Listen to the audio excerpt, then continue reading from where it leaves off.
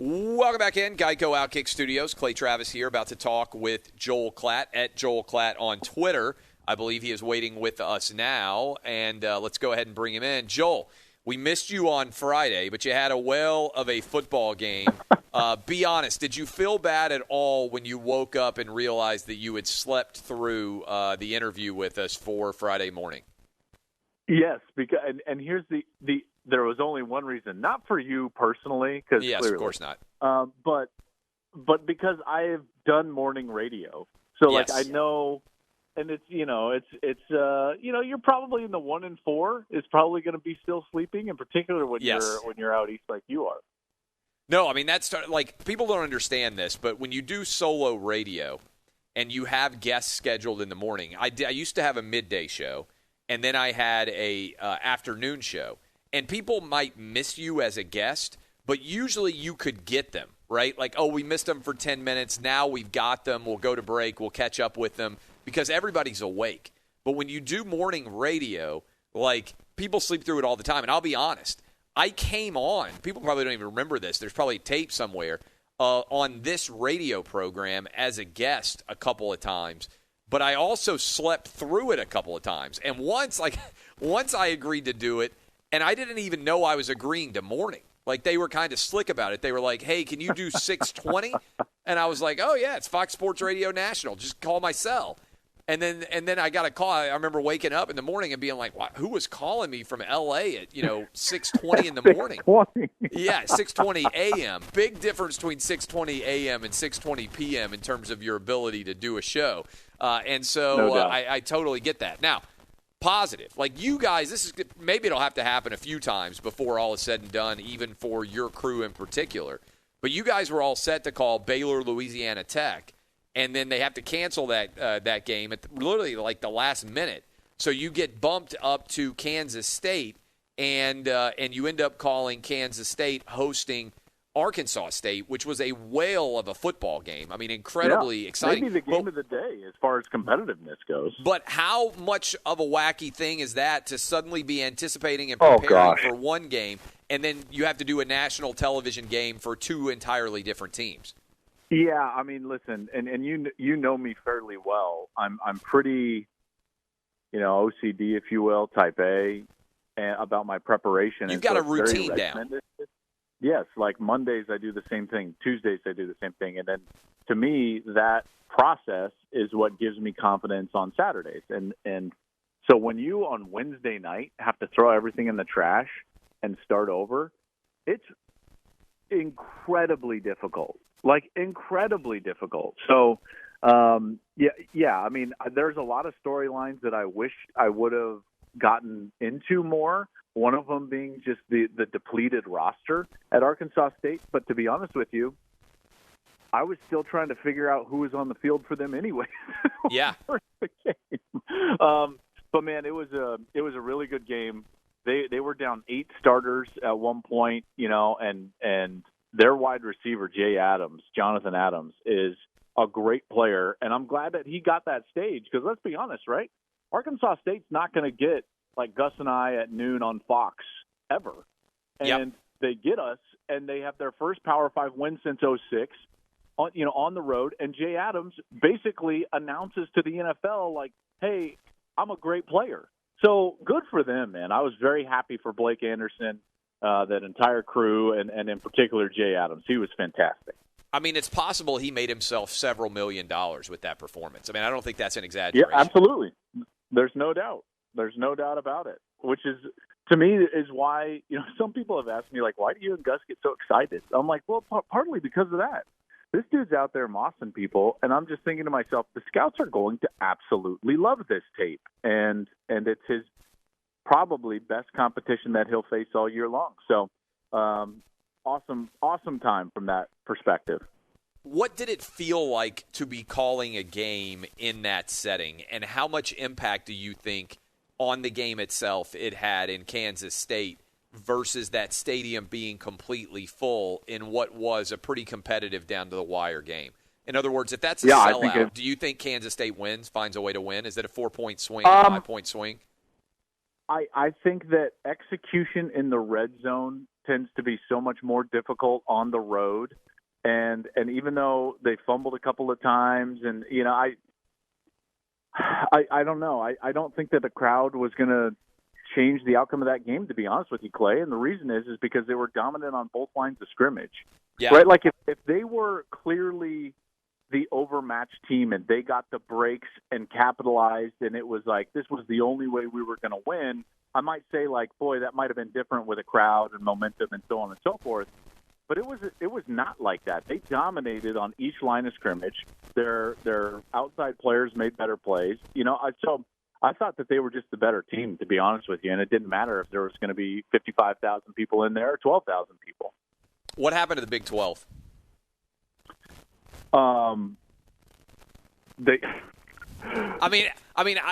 feel like ordinarily, me. Ordinarily, you know me. I would have been taking shots at the Big 12. I would have been having fun with it on Twitter. But maybe I'm just getting soft now. But I'm just so excited to have college football back that usually if a conference had a day like the Big 12 did, you lose at home, Iowa State did, right? Yeah, you'd kill them, Louisiana Lafayette, congratulations to them, surging into the top 25. That was a fun game to watch. But they were the better team. You just said on the line of scrimmage, Arkansas State was the better team than Kansas State on that day. You barely got past. Texas Tech, I saw sent out a tweet 1-0. They barely survived against, I think it was Houston Baptist that they were playing against.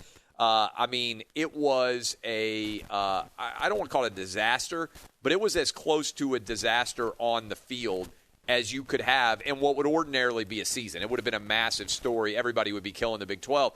But I'm just kind of glad the Big 12 is playing and that any games are going on. But, that was a heck of a day for the Sun Belt. But for the Big 12, that's one of the worst days we've seen for an out-of-conference performance. Yeah. Now, let me try to give at least some perspective. Because we've seen the SEC have days like this, ACC certainly, Big Ten has had days like this. And at the end of the day, what really carries the mail? Like the biggest brands, right? Or your two or three best teams. That's right. And Texas looked unbelievable, and Oklahoma looked unbelievable, and Oklahoma State didn't play.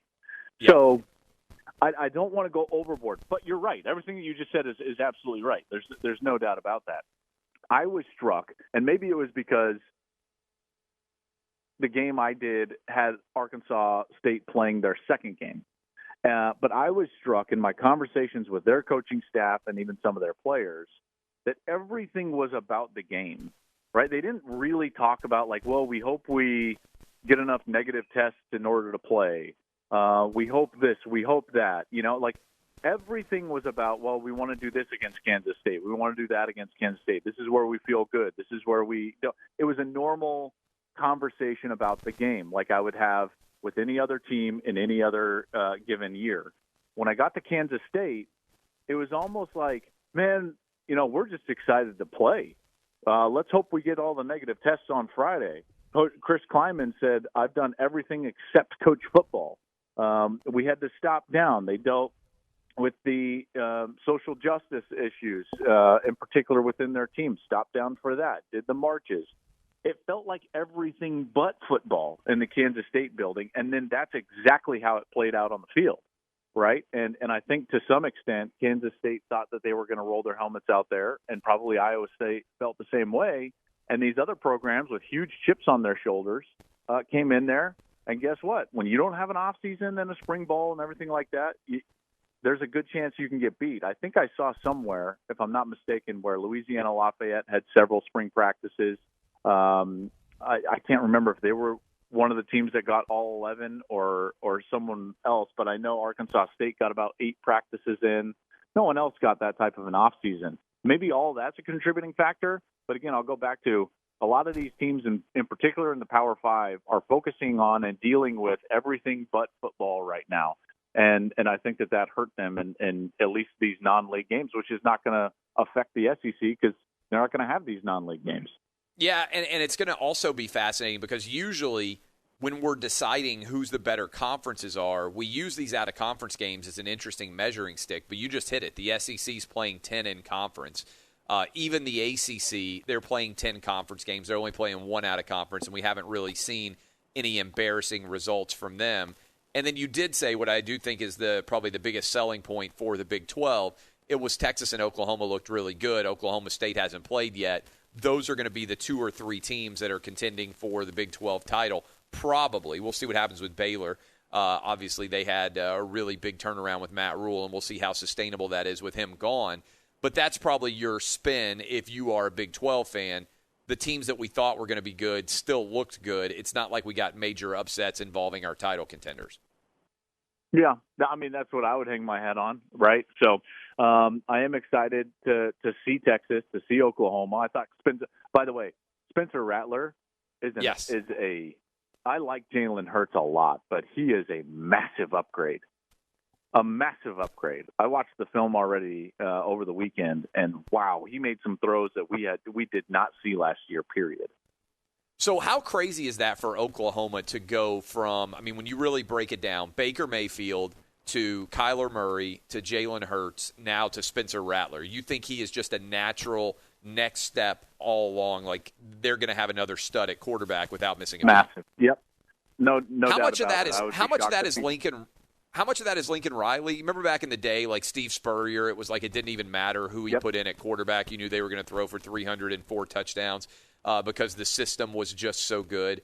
Is that what Lincoln Riley has got rolling right now? But the difference is Spurrier had some guys who were never actually any good in the NFL. It seems like Oklahoma's doing a pretty good job. If you saw what Kyler Murray did yesterday, I know Baker has been up and down, but I mean, he was the number 1 overall pick. I mean, he may not pan out in the NFL. And then Jalen Hurts, we'll see with Carson Wentz's injury history. I feel like he's going to get in. I mean, it seems like he's not only doing what Steve Spurrier did, but he's doing it with guys that are truly elite-level quarterbacks. Do you think Spencer Rattler is that guy? Yeah, I absolutely do. I'd be really surprised if he's not kind of a Heisman finalist caliber player this year. Of course, we'll see if he plays all the games. Hopefully he can avoid COVID. He can stay healthy.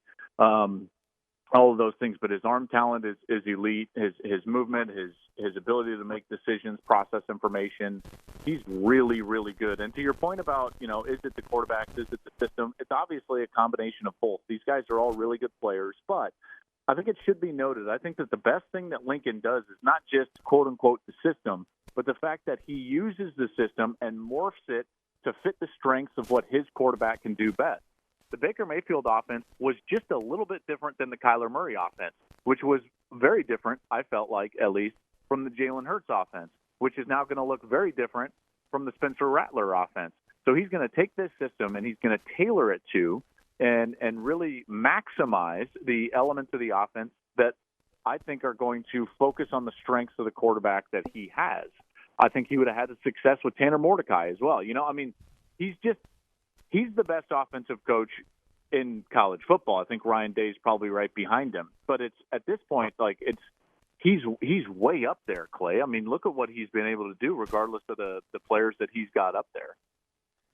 I want to ask you, let's go into the Big Ten here for a minute. Obviously, you had the Big 12 playing, you had the ACC playing. Well, before I get to the Big Ten, Trevor Lawrence, I don't know if you said you watched the Spencer Rattler film.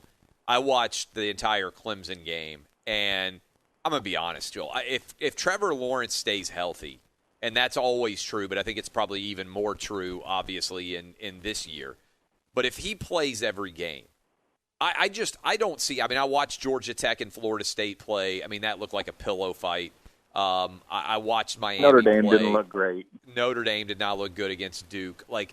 I just don't see any way that Clemson is not in the college football playoff. Are you with me there? How good can he be? With you 100%. They are just so much better than everybody else in the ACC. Yeah, and they could still lose a game, Joel. They don't even have to be perfect, and they're still going to make the playoff. Well, but they're not going to lose a game. That's I agree with you. Last year, the only team to play them in the ACC within a score was North Carolina, right? And they didn't play well, and they ended up beating them. It was within a score. Every other ACC team they played and they beat, and it wasn't like, double digits, 2 scores, by 31 or more. Think about that. By 30, that's over 4 touchdowns. That's like 4 tugs and a field goal that's the margin between them and the rest of the league. It's not even close. So not only are they just like going to walk into the playoff, but whoever's there to meet them, Bama better hope that they don't stumble a few times in the 10-game conference schedule. So it'll be interesting, man. But Clemson is certainly, I think, in a class by themselves right now. All right, let's go to the Big Ten. I just talked about to open the second hour of the program. I was talking about what I was seeing and hearing about the Big Ten, that I'm optimistic they're going to be back to play potentially starting October 17th, that they're trying to put together a plan that would allow them to finish their season by December 19th with the Big Ten championship game, and then potentially get a team, whether it's Ohio State, Penn State, whoever the champion of the Big Ten is, into the playoff. What are you hearing, and are you also optimistic that things are moving in that direction? Yes, I'm very optimistic. Remember now, though, I'm one of those guys. Someone asked me sarcastically the percentage chance that we had a college football season, and this was 2 months ago, and I replied 100%.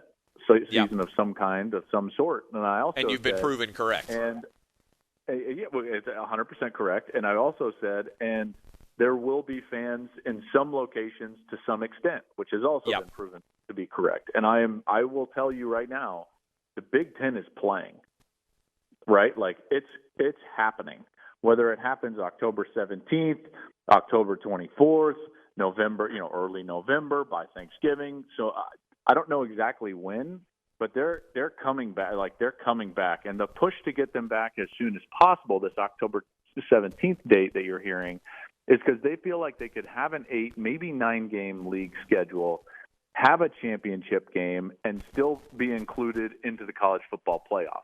It should be noted, I feel like the loudest and most impactful and influential voices in the room and leading this discussion are Ryan Day, the head coach at Ohio State, Gene Smith, the AD at Ohio State, their team doctor, and their president.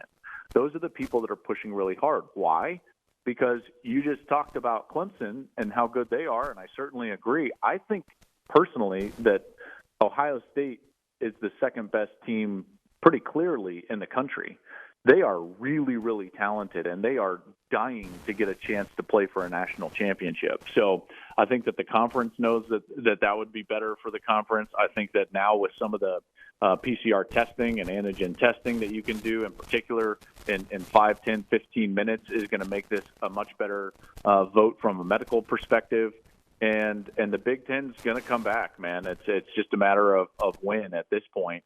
And I think as far as I've been told, Clay, the presentations over the weekend regarding an October start went, and I quote, really, really well, end quote. That's a good sign. So if they come back, then the big question will be, what do they need to do and how many games do they have to play in order to be able to, quote unquote, qualify for the playoff? Like that's going to be, it could potentially turn into a debate because if they come back on October 17th is the reason, kind of looking at it, you're hoping that you can basically find a way to play every week, right? Or 8 weeks at least, get at least 8 games in. What are they going to say about, is there a minimum number of games that you have to play in order to qualify for the college football playoff? I don't know. Obviously, the SEC is going to look around and say, wait a minute, we're playing 10 conference games. The irony here would be if Ohio State and the Big Ten try to say, we're playing 8, and the SEC says, wait a minute, like we've got unequal bargaining power here, because that could turn into an issue, right? I mean, the positive is the Big Ten's trying to fight their way back. I mean, you're bringing up all great points, right? There's no doubt, and I'm sure that there's going to be some minimum level of games in order to qualify. I'm sure of it. Now, having said that, these conferences own the playoff. The NCAA doesn't, which means that the ACC, SEC, and Big 12 have a say. And they're not happy with the Big Ten. No doubt. Right? The Big Ten put these conferences in tried to get them really, to cancel. really bad position. That's right. Because everybody, they were like, why aren't you canceling? Look at the Big Ten. Look at the Pac-12. And so these conferences are not going to want to do the Big Ten any favors, period.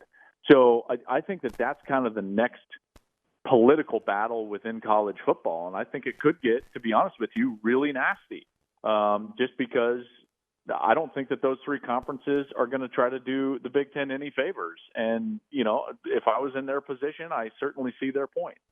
Joel, we'll talk to you maybe Friday. Hopefully you'll answer the phone if we call. Do you know where you're going to be?